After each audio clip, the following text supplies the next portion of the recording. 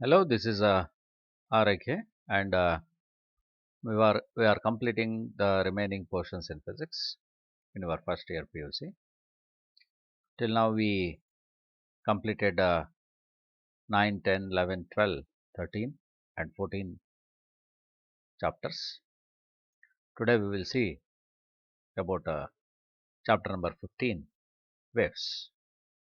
We have a list of points, so these topics should be studied now. The very first question about the waves is, what is a wave? This is a very fundamental question. Simply to say, if you throw a stone into water like pond, so what may happen? We'll see some sorts of concentric circles which appear to move from the point where the stone hits the water to the surface, and these are called ripples. So these are some sorts of waves which appear on the surface of water. The best example for the waves, the next what I could give you, is about sound wave. If somebody talk, okay, if somebody talk, uh, the sound will propagate from his position to the other position where the listener lies. Okay, so this is how the sound propagates. Okay, so the sound is also a sort of wave. We call it longitudinal waves. There is a little difference between the mode of propagation what we see in case of ripples and in case of sound. So then what actually the wave is? So wave is, uh, simply to say, a sort of disturbance, a sort of disturbance set up in the medium, set up in the medium, some sort of disturbance.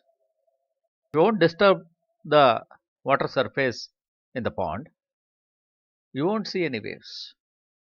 When you throw a stone in it, so we will see the formation of ripples. It's a sort of disturbance.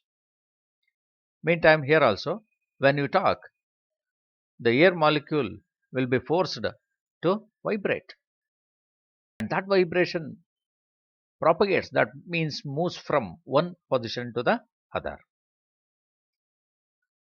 See the word propagation. Here the meaning is motion, no doubt. Meaning is motion, but nothing is moving. Nothing is moving. Okay, so nothing is moving. Then what we are seeing in case of ripples of water, right? So something will appear to move. In reality, what happens? You simply assume, you place some thermocol or something which is too light on the surface of water. Okay, so on the surface of water, if you place the thermocol on the surface of water like this, it will be there. If no disturbance, then that thermocol piece will stay there itself. When you throw the stone into the water, some sorts of disturbance will move from one position to the other, that will make the surface of water go up and down, go up and down. At that time, the piece of thermocol that simply moves up and down.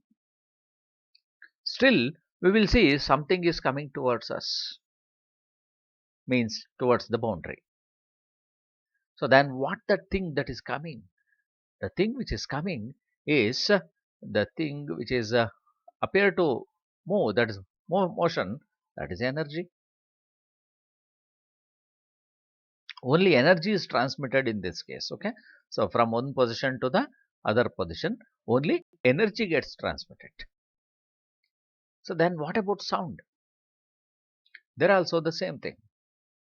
When you talk, the atoms or molecules in front of you, they are air molecules, right? So air molecules. So when you talk, your vocal cord will force those molecules in front of your mouth to vibrate like this. Okay, they vibrate along the direction of propagation. So they simply push the very next molecule, and that molecule will push the next molecule. In that way, the wave will propagate from one position to the other position without any physical motion. So such kind of a propagation called wave propagation. So there you can see only the propagation of energy.